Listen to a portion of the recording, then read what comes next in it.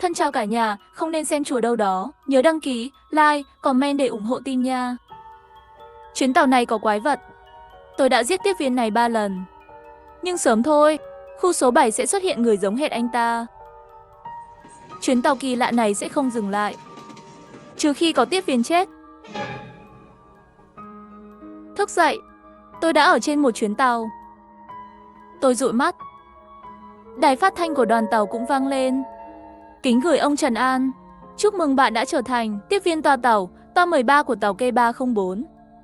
Tiếp viên toa tàu ở toa 13. Bởi vì 6 phạm quy định, đã bị xóa sổ, xử lý rồi. Bạn là tiếp viên được chọn từ tàu hỏa.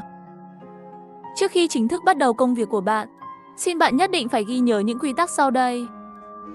Trừ phi tiếp viên chết, nếu không tàu sẽ không bao giờ dừng lại ở ga. Xe lửa dừng trạm là thời gian tuần tra tốt nhất. Hãy tận dụng thời gian này. Hành khách trên xe cần được bảo vệ. Cần tự đánh giá yêu cầu của hành khách. Chọn có giúp hay không. Trong xe có quái vật. Trước khi tàu đến ga cuối, xóa sạch tất cả. Nếu không nhiệm vụ thất bại, mọi người trên tàu sẽ bị xóa sổ. Ngay bây giờ, hoàn thành lệnh quy định để nhận lệnh manh mối. Ông Trần An, tiếp viên của toa 13. Xin hãy lập tức đi tuần tra ở toa 13. Tôi ngồi trên ghế. Không biết chuyện gì đã xảy ra. Nhìn ra ngoài cửa sổ, sân ga tối tăm thật hoang vắng. Không một ai. Đèn LED của bảng dừng hiển thị thông tin là bởi vì tiếp viên của toa 13 đã chết. Thời gian dừng lần này là 25 phút. Tôi nhìn xuống bộ đồng phục của mình. Không nhớ được gì cả. Tôi phát hiện trên bàn trước mặt bày ra một quyển sổ ghi chép. Trên đó ghi lại một chuỗi tin tức, nhưng ghi chú thì không giống nhau. Bạn ơi, tôi là thành viên phi hành đoàn xe số 13 Trần Khang. Xin hãy cẩn thận với tiếp viên ở toa 1. Tôi chết trong toa 1. Bạn ơi, tôi là tiếp viên Lý Hoa của toa 13. Tôi đã bị giết chưa đầy một trạm. Xin vui lòng cứu hành khách trên xe của bạn. Nếu không anh sẽ chết. Bạn ơi, tôi là Từ Thuận Bình, tiếp viên thứ 3 của toa 13. Theo phát hiện của tôi, có ít nhất 5 con quái vật trong xe. Cậu nhanh tay giết hết chúng đi. Sau đó dùng chìa khóa của tiếp viên, chặn xe lại. Sau đó, bạn có thể đi đến các toa khác. Khi nhìn đến đây, bỗng nhiên đài phát thanh lại vang lên. Tiếp viên Trần Khang, vui lòng rời khỏi phòng chờ trong 30 giây. Kiểm tra xe số 13. Đầu óc tôi rồi lắm. Đánh giá từ thông tin hiện tại, tôi bây giờ là tiếp viên thứ 4 của toa 13. Trong xe có quái vật gì? Có thể giết 3 tiếp viên trong thời gian ngắn như vậy. Tôi không dám nghĩ nhiều, chỉ có thể làm theo lời nhắc của loa phát thanh, đi tuần tra xe số 13. Nhưng khi mở cửa toa 13, một dòng máu ấm áp bỗng nhiên trực tiếp bắn tung tóe trên mặt tôi. Cả người tôi đờ đẫn đứng tại chỗ bất động. Trước mặt tôi là một người mặc đồng phục tiếp viên. Hắn đội mũ rất thấp, đang cầm một con dao găm, như bị điên đâm vào một chú tiếp viên đang ngã ở trên đất. Tổng cộng là 25 đao. Người đàn ông đó nhanh chóng mất mạng. Sau đó, anh ấy quay đầu lại và mỉm cười với tôi, sau đó đưa tay dính đầy máu tươi đó ra. Xin chào, làm quen một chút. Tôi là tiếp viên xe số 1 Tiểu Cương. Lúc đó, nào tôi như bị sét đánh. Cẩn thận với tiếp viên ở khoang 1. Tôi chết trong toa 1. Tôi bỗng nhiên nhớ lại những gì còn lại của cuốn sổ ghi chép đó. Xin chào, tôi tên là Trần An. Tôi run rẩy đưa tay ra. Trần An, anh có chắc tên anh là Trần An không? Mí mắt tôi co giật mấy cái. Bỗng nhiên phát hiện ký ức về quá khứ. Tôi không thể nhớ bất cứ điều gì, đó là đài phát thanh đó. Đài phát thanh nói tên tôi là Trần An. Nhưng tôi thật sự là Trần An sao? Tiêu Cương cười tiếp tục nói. Cậu sợ tôi vì cuốn sổ đó. Không có gì lạ. Tôi là người sống sót cuối cùng trên tàu. Tiêu Cương bỗng nhiên chỉ chú tiếp viên chết trên mặt đất. Nhìn người này xem. Tôi đã giết 3 lần. Nhưng bạn nhìn xem. Không lâu nữa, xe số 7 sẽ xuất hiện người giống hệt. 3 lần trước tôi hỏi tên anh ta đều không giống nhau. Nhưng chỉ có anh, tiếp viên ở toa 13. Mỗi lần ra ngoài, khuôn mặt của bạn đều khác nhau. Lúc này tôi càng bối rối hơn. Tại sao trên tàu lại xuất hiện cùng một tiếp viên? Và tôi thì khác. Trong chuyến tàu cũng có quái vật sao? Tôi không hiểu chuyện gì đang xảy ra. Lúc này tôi để ý thấy ngoài tôi và Tiêu Cương, tất cả hành khách xung quanh, tất cả đều giữ các tư thế khác nhau, đứng yên. Bởi vì vỏ hạt dưa bỏ trong túi, bay lơ lửng giữa không trung. Bên cạnh hành khách ăn mì gói, nhưng tôi không thể ngửi thấy gì cả. Cậu còn 8 phút 49 giây. Nhanh tay hoàn thành nhiệm vụ tuần tra. Sau đó cho tôi biết manh mối bạn có được. Tôi mới nhớ ra còn có nhiệm vụ tuần tra. Vì vậy, tôi đã kiểm tra từ chỗ ngồi 01A. Không biết tại sao, tôi nhìn họ. Trong đầu, tự nhiên xuất hiện tên của họ. Giống như tôi đã từng biết họ. Tôi đưa tay ra và chạm vào nó. Vỏ hạt dưa mà cậu bé vứt giữa không trung. Sau khi vỏ hạt dưa treo giữa không trung bị tôi chạm vào, nó rơi xuống. Sau đó, tôi nhìn cậu bé di chuyển. Đầu cậu ta từ từ quay lại, nhìn chằm chằm vào tôi. Lúc này Tiểu Cương bỗng nhiên xông tới. Hắn cầm dao găm và đối mặt với cậu bé. Sau đó, anh ấy hét vào mặt tôi với đôi mắt đỏ hoe. Cậu muốn chết à? Trong quy tắc của tiếp viên là không phải có một điều, khi toa dừng không cho phép tiếp viên động vào đồ của hành khách.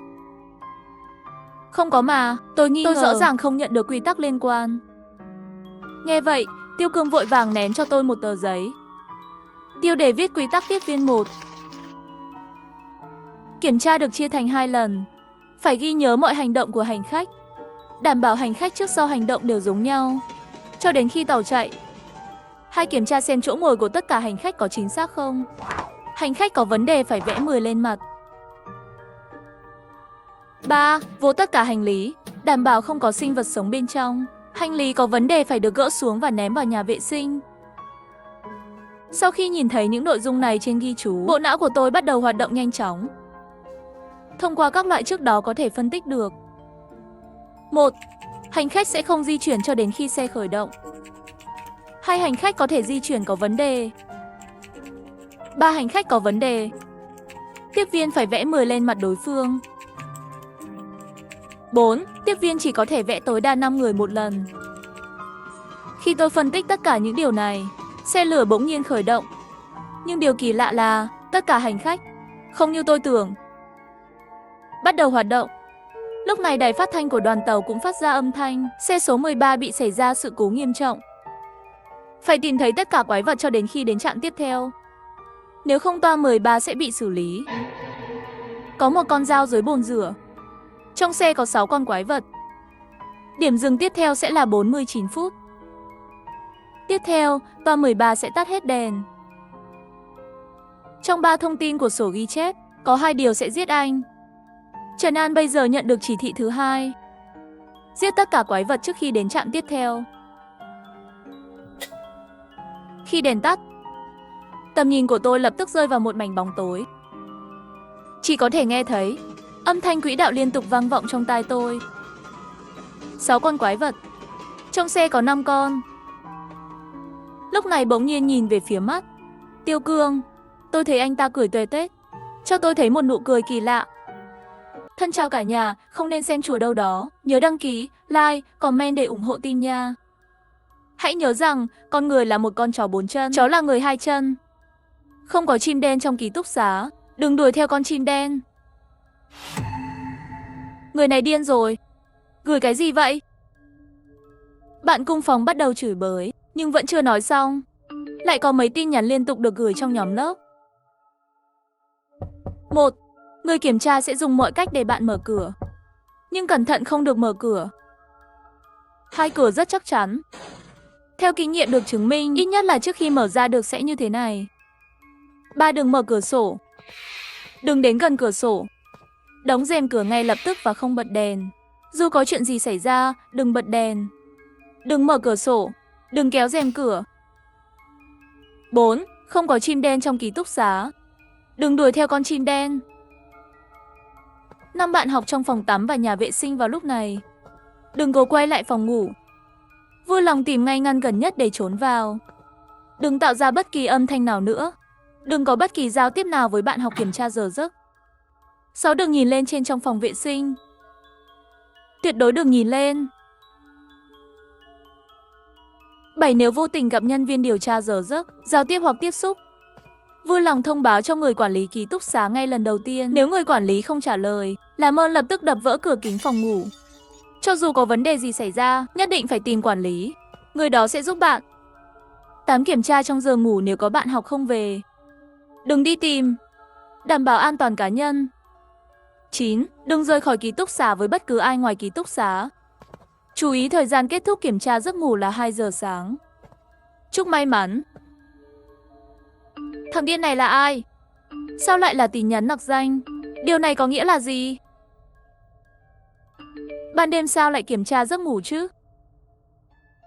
Trong lớp lập tức bùng nổ tin nhắn. Nhưng điều đáng ngạc nhiên là ngay sau khi mọi người nhận được tin nhắn nặc danh, trong nhóm trường đã gửi một tin nhắn và đã tag cho tất cả các sinh viên. Sau khi lãnh đạo nhà trường nhất trí nghiên cứu quyết định, sau khi tắt đèn sẽ đột kích kiểm tra giấc ngủ, các bạn hãy thu dọn phòng của mình. Học sinh không đủ tiêu chuẩn sẽ hủy bỏ tư cách đánh giá. Bây giờ công bố yêu cầu kiểm tra phòng ngủ. Một, vui lòng kéo rèm cửa ra và lau ngưỡng cửa sổ. Đừng để lại bất kỳ bụi nào trên bệ cửa sổ. 2. Cẩn thận dọn dẹp ban công. Đừng chất đống đồ lặt vặt. Cấm đặt chậu hoa trên ban công, tránh rơi từ độ cao. 3. Thùng rác cần phải được làm sạch. 4. Không treo bất cứ thứ gì trong nhà, bao gồm rèm cửa và rèm giường. 5. Một khi tìm thấy các thiết bị cấm, nuôi thú cưng sẽ bị trừ tín dụng và đưa ra cảnh báo. 6. Để đảm bảo thông gió, vui lòng đảm bảo cửa sổ mở ra để thoáng khí. Việc kiểm tra sẽ kết thúc lúc 12 giờ đêm. Xin các bạn thông cảm cho sự bất tiện này. Sau khi kiểm tra xong, lãnh đạo nhà trường sẽ đánh giá từng phòng ngủ. Phòng ngủ đạt, nhân viên kiểm tra sẽ dán nhãn dán màu xanh lá cây lên cửa. Không hợp tác với phòng ngủ không đủ tiêu chuẩn, sẽ dán nhãn dán màu đỏ trong phòng ngủ và ghi lại. Học sinh cần tích cực giao tiếp với nhân viên kiểm tra giấc ngủ, hỏi xem họ có cần giúp đỡ gì không. Cuối cùng thông báo cho người quản lý các bạn tập trung ở phòng họp tầng 3 lúc 11 giờ tối nay. Lãnh đạo trường sẽ họp khẩn cấp. Xin vui lòng cho nhau biết. Thời gian này còn kiểm tra phòng. Lãnh đạo trường học bị điên thật rồi. Bạn cùng phòng trong ký túc xá bắt đầu phàn nàn. Sáng nay các bạn đã nhận được thông báo này chưa? Thông báo gì? Rất nhanh có người gửi ảnh chụp màn hình trong nhóm. Thông báo dịch vụ tích hợp khuôn viên trường 1. Cửa hàng kinh doanh điện thoại gần đây do bị ảnh hưởng bởi mưa lớn. Tín hiệu điện thoại di động có thể bị lỗi. Nhân viên đang nhanh chóng tiến hành sửa chữa. Thông báo bị ảnh hưởng bởi mưa lớn. Đường ở cổng trường bị ngập nước nghiêm trọng. 2. Có rất nhiều hố chưa được lấp cùng với việc sửa đường. Mọi người đừng ra ngoài. 3. Phòng y tế của trường thông báo mùa hè đến rồi. Xin vui lòng chú ý làm mát và chống nắng nóng. Gần đây xuất hiện rất nhiều trường hợp hôn mê do say nắng. Xin mọi người nhất định phải chú ý. 4. Thông báo nhà ăn. Gần đây nhà ăn mới thêm thịt hầm. Thay đổi giờ ăn mùa hè. Giờ ăn sáng đổi thành 6:00 đến 9:30 sáng. Sau khi nhìn thấy thông tin này, tôi cảm thấy da đầu mình tê dại. Một linh cảm không rõ ràng đã tấn công vào não tôi ngay lập tức. Tôi nhìn đồng hồ. Còn 5 phút nữa là 11 giờ. Tôi phát hiện ra một người bạn cùng phòng vừa đi tắm. Bây giờ vẫn chưa về. Nhưng không ai quan tâm. Sắp đến lúc 11 giờ rồi. Tắt đèn rồi. Ngay sau đó cửa chính của ký túc xá vang lên. Vì cổng bị hư hỏng, toàn bộ ký túc xá gần như có thể nghe thấy âm thanh này. Thật kỳ lạ tại sao tối nay lại yên tĩnh như vậy. Toàn bộ khuôn viên trường bây giờ không có một chút âm thanh nào. Đèn điều khiển bằng giọng nói trong hành lang cũng không sáng nữa. Tiếng bước chân lúc này từ trong hành lang truyền ra. Có vẻ như trong nhóm người kiểm tra có phụ nữ, bởi vì bạn có thể nghe thấy âm thanh rõ ràng của giày cao gót. Đông đông đông, phòng ký túc xá đầu tiên ở hành lang. Tiếng gõ cửa vang lên rất dữ dội. Âm thanh rất lớn, dường như lúc nào cũng muốn gõ vỡ cửa vậy. Ngay sau đó tôi nghe thấy tiếng mở cửa. Trong phòng ký túc xá đó có tiếng chửi rõ ràng. Nhưng ngay sau đó tiếng mắng mỏ dừng lại. Bỗng nhiên toàn bộ ký túc xá lại trở nên yên tĩnh. Khoảng 2 phút sau, nhân viên kiểm tra đã gõ cửa đến phòng bên cạnh rồi. Lúc này, tôi muốn mở nhóm lớp để xem mọi người nghĩ gì. Nhưng nhanh chóng phát hiện ra, điện thoại lúc này đã không còn tín hiệu nữa. Lúc này tôi có thể cảm nhận rõ ràng tiếng thở của bạn cùng phòng. Mọi người có thể đã nhận ra, kiểm tra phòng ngủ tối nay có thể không đơn giản như vậy. Trong khi mọi người đang suy nghĩ lung tung, một người bạn cùng phòng của tôi bỗng nhiên nắm lấy cổ tay tôi. Mọi người nhìn về phía cửa sổ. Bạn ơi, bạn ơi, bạn ơi. Có gì đó. Có cửa sổ của chúng ta. Bạn biết đấy, ký túc xá của chúng tôi ở tầng 3. Âm thanh đó nghe hình như là tiếng chim ở cửa sổ. Mở cửa ra, cứu mạng. Mở cửa ra, chúng đang đến. Cứu tôi. Là bạn cùng phòng Tô Thẩm đi tắm. Ngoài cửa bỗng nhiên truyền đến tiếng kêu cứu khẩn cấp của hắn. Nhưng các bạn cùng phòng đều do dự, bởi vì bây giờ mọi người đã nhận ra rồi. Phải tuân theo quy tắc, để vượt qua đêm kỳ lạ này. Cuối cùng không ai mở cửa. Tiếng kêu cứu ngoài cửa cũng từ từ biến mất. Lúc này, tín hiệu điện thoại di động biến mất bỗng nhiên trở lại. Tin nhắn trong lớp đã 99 cộng rồi. Tôi vẫn đang tắm trong nhà vệ sinh, sao bỗng nhiên mất điện vậy? Sao có người vào đây? Và một cô gái. Nếu bị nhìn thấy thì sao? Này, có phải là không có tín hiệu không? Bên dưới tin nhắn này là một đoạn ghi âm kỳ lạ. Cái thứ gì vậy? Cái thứ gì vậy?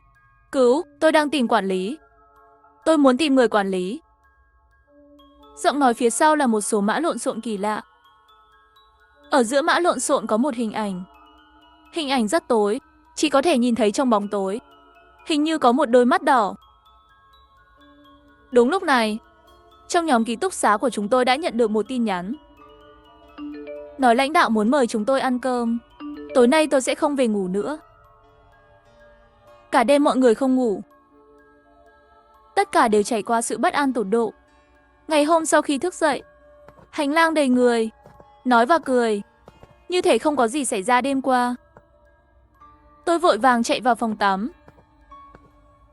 Lạ thật, không có ai ở đó, rất sạch sẽ và ngăn nắp. Không một ai. Khi chúng tôi trở lại ký túc xá, tìm thấy người bạn cùng phòng đang tắm.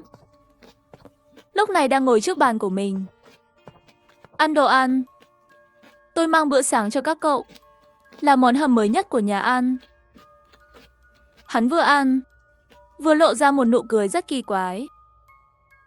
Thân chào cả nhà, không nên xem chùa đâu đó. Nhớ đăng ký, like, comment để ủng hộ team nha.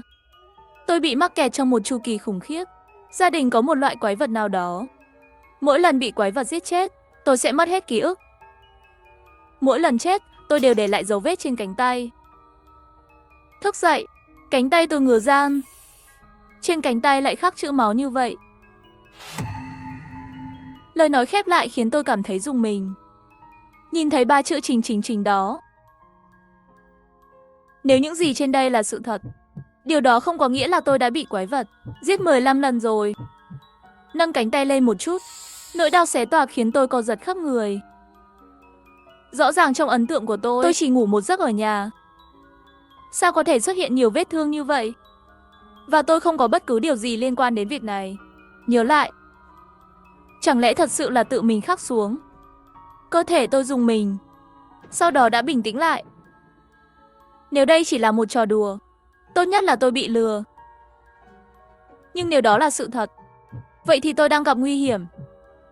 Cảnh báo nguy hiểm trong đầu cho thấy. Hãy coi như tất cả những điều này là thật. Tôi phải nghiêm túc. Tôi đứng dậy tìm một con dao tiện ích, khắc những dấu vết mới trên cánh tay. Nhưng quay đầu lại, lại tìm thấy con dao ở ngay cạnh gối tôi. Trên thân dao mơ hồ còn có thể nhìn thấy máu. Rõ ràng ngày thường tôi, tất cả đều để dao làm đẹp vào hộp bút của bàn làm việc. Có vẻ như tất cả những gì ghi chú nói đều là sự thật. Sau khi cắn răng khắc xong chữ, tôi cẩn thận cất con dao vào túi. Vừa đưa tay vào túi, tôi tìm thấy một ghi chú nhỏ. Trên ghi chú, siêu vẹo và viết một dòng chữ màu đỏ. Quái vật đang thay đổi trí nhớ của tôi, đừng tin ai cả. Kể cả bản thân tôi. bỏ tờ giấy vào túi.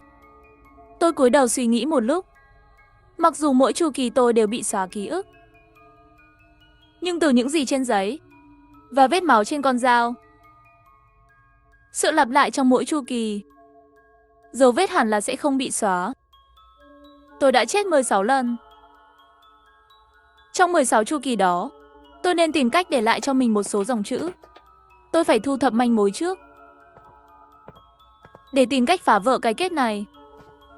Người hiểu tôi nhất trên thế giới, đó phải là tôi. Rất nhanh sau đó, tôi dựa theo thói quen giấu đồ bình thường của mình. Từ tất cả các góc của căn phòng, lại lật một tờ giấy nữa. Vòng lặp do quái vật gây ra không phải là vô hạn. Nếu bạn không thể thoát ra trong một số lần nhất định, sẽ chết hoàn toàn. Quái vật giỏi lừa dối, giỏi che giấu, có thể biến thành hình người. Nhưng tôi nghi ngờ nó không thể tự ý giết người, mà là cần phải đáp ứng một số điều kiện nhất định. Ghi chú này, chắc là tất cả đều là tôi khi vòng lặp trước đó, cố ý để lại lời khuyên cho chính mình. Bỗng nhiên, phía sau truyền đến âm thanh nghi là móng tay cào cửa. Tôi nhìn về phía phòng tắm trong phòng. Đó là khi tôi nhận thấy cửa phòng tắm đã đóng. Và thói quen thường ngày của tôi, cửa thường chỉ đóng kín. Ai ở bên trong? Chẳng lẽ sau cửa phòng tắm là quái vật? Tóc tôi dựng đứng. Nhưng tôi sẽ sớm đến đó. Muốn mở cửa phòng tắm. Bởi vì nếu nhà vệ sinh như thế này, nếu có nguy hiểm ở gần tôi như vậy. Sau đó, tôi trong vài chu kỳ đầu tiên không có lý do gì để không để lại gợi ý. Nghĩ như vậy, nhà vệ sinh không nên quá nguy hiểm. Tôi kìm nén nỗi sợ hãi trong lòng, lấy ghi chú trên bàn và viết nhanh. Có tiếng động trong nhà vệ sinh, tôi định đi kiểm tra. Nếu không có gì mới ở phía sau cái này, nghĩa là tôi đã chết. Nhà vệ sinh rất nguy hiểm. Nếu trở về an toàn, nó sẽ được viết trên ghi chú. Mấy chữ, nhà vệ sinh an toàn. Đây là để ngăn tôi thực sự chết. Lời khuyên cho bản thân trong vòng lặp tiếp theo. Sau khi nhanh chóng kẹp ghi chú đã viết vào sách, đặt tay phải hơi run lên tay nắm cửa. Kỳ lạ là, ngay khi tay tôi chạm vào cửa, âm thanh bỗng nhiên biến mất hoàn toàn. Sự im lặng đột ngột, nó khiến tôi càng thêm bất an. Tôi kìm nén tâm trạng sợ hãi và kéo cửa ra. Trong nhà vệ sinh không có gì cả. Tôi vừa thở phào nhẹ nhõm, lại không nhịn được toàn thân run rẩy, vì không có gì trong nhà vệ sinh. Còn âm thanh đó thì sao? Tôi quan sát một vòng trong nhà vệ sinh. Bỗng nhiên tôi nhìn thấy trên bức tường đối diện bắt đầu xuất hiện vết máu mờ nhạt. Vết máu càng ngày càng sâu, ngày càng nhiều. Trên toàn bộ bức tường, điên cuồng tạo thành một câu nói lặp đi lặp lại. Cứu tôi, thả tôi ra. Cứu tôi, thả tôi ra, cứu tôi. Tôi giật mình, vô thức lùi lại vài bước. Nhưng khi tôi nhìn lên và nhìn vào phòng tắm, nhưng lại phát hiện mặt tường sạch sẽ như mới. Vết máu đã biến mất. Chuyện gì vậy? Tôi nhớ tiếng đập cửa kỳ lạ đó, giống như máu. Tất cả đều xuất hiện và biến mất. Tôi từ từ trở lại bên cạnh bàn làm việc, tìm ra tờ giấy vừa rồi, thêm vào bên dưới. Nhà vệ sinh an toàn, nhưng có tiếng cào cửa và chữ viết bằng máu. Sau khi viết xong và đặt lại chỗ cũ, lấy điện thoại ra mở bút ghi âm. Sau khi giấu điện thoại ở trạng thái ghi âm bên người, sau đó tôi đẩy phòng khách ra, mở cửa. Nói thật, khoảnh khắc khi mở cửa, trong đầu tôi có rất nhiều hình ảnh kinh khủng. Sau khi mở cửa, cảnh tượng trong phòng khách lại bất ngờ bình thường. Mẹ đang nấu ăn trong bếp. Bố ngồi trên ghế xem tivi. Chị gái không có trong phòng khách, có lẽ là lại nhốt trong phòng mình chơi điện thoại di động. Là một cảnh hài hòa hàng ngày. Tôi không khỏi có chút nghi ngờ, mọi thứ về quái vật có thật không? Không, quái vật có thể thay đổi hình dạng con người. Một trong những người thân của tôi đã bị nó thay thế rồi. Tôi không thể mất cảnh giác. Tôi thầm tự nhủ. Ngay lúc này, mẹ tôi thò đầu ra khỏi bếp, hét lên một câu về phía tôi. Tiểu Ninh, mẹ đi nghe điện thoại đi. Con trông giúp mẹ món này nhé, đừng để món bị cháy. Nói xong tay bà ấy cọ lên tạp dề mấy cái, vội vàng cầm điện thoại di động đi ra ban công. Được rồi, Tôi quyết định cố gắng giữ mọi thứ bình thường nhất có thể. Tôi nhìn thấy món hầm khoai tây trong nồi trên lửa nhỏ. Tôi cầm muối múc nồi lên, tiện tay lật vài cái, thêm chút nước nữa. Nhà bếp hình như không có gì bất thường. Phòng khách cũng vậy. Hình như tôi vừa quên thêm gia vị rồi. Bạn nhớ cho một chút muối và bột ngọt vào nhé. Bỗng nhiên, người mẹ gọi điện thoại trên ban công lại nghiêng đầu. Vâng. Nghe lời mẹ bỏ gia vị vào, mẹ gọi điện thoại cũng xong rồi. Tôi chưa bao giờ phát hiện ra bất cứ điều gì bất thường ở nhà. Quái vật gì vậy? Không phải thật sự là đang nói dối tôi sao? Tôi thì thầm. Ở đó nói linh tinh gì thế? Nhanh chóng đặt bát đũa ra ngoài bàn đi, chuẩn bị ăn cơm rồi. Mẹ lại gọi tôi một lần nữa khi đang nấu súp. Được rồi, tôi quay người đi lấy bát. Giây tiếp theo, nỗi sợ hãi khủng khiếp ập đến với tôi. Trong tủ có một khuôn mặt giống hệt mẹ. Hai mắt nó mở ra đầy đáng sợ, lộ một nụ cười dữ tợn. Sau đó, tôi chỉ cảm thấy một cơn đau khủng khiếp trong cơ thể mình. Đôi mắt một mảnh màu đen, từ từ mất đi ý thức. Khi mở mắt, tôi cảm thấy ngứa ran ở cánh tay. Kéo tay áo ra, tôi phát hiện trên đó có một dòng chữ. Có một loại quái vật nào đó trong ngôi nhà này. Mỗi lần bị quái vật giết chết, tôi sẽ rơi vào vòng lặp, mất hết ký ức. Mỗi cái chết, tôi sẽ khắc trên tay. Dưới dòng chữ này, xoắn vẹo khắc 3 chữ chính. Sau khi suy nghĩ nhiều lần, tôi dùng dao cắt để khắc thêm một vòng nữa trên tay. Bị quái vật giết chết sẽ rơi vào vòng lặp. Vòng lặp có giới hạn số lần. Quái vật có thể biến thành hình người. Quái vật có thể thay đổi ký ức. Quái vật giết người có điều kiện. Trước khi tôi nhanh chóng tiêu hóa nội dung trên ghi chú. Những ghi chú này chắc chắn là do tôi để lại trong chu kỳ trước đó. Chỉ là nội dung của một ghi chú khiến tôi cảm thấy rất lạ. Âm thanh cào cửa phòng tắm và chữ máu. Tôi nghi ngờ nhìn vào đó. Chờ một lúc cũng không nghe thấy âm thanh gì. Tôi lại lấy hết can đảm đẩy cửa kiểm tra. Cũng không thấy chữ máu gì. Kỳ lạ tại sao tôi không thấy gì phù hợp với mô tả. Tôi không dám kết luận. Chỉ là âm thầm ghi nhớ. Không còn manh mối nào trong phòng nữa. Tôi hít một hơi thật sâu, mở cửa phòng khách. Tôi chuẩn bị lấy điện thoại ra mở phím ghi âm. Nhưng không ngờ, trên đó đã có một đoạn ghi âm rồi.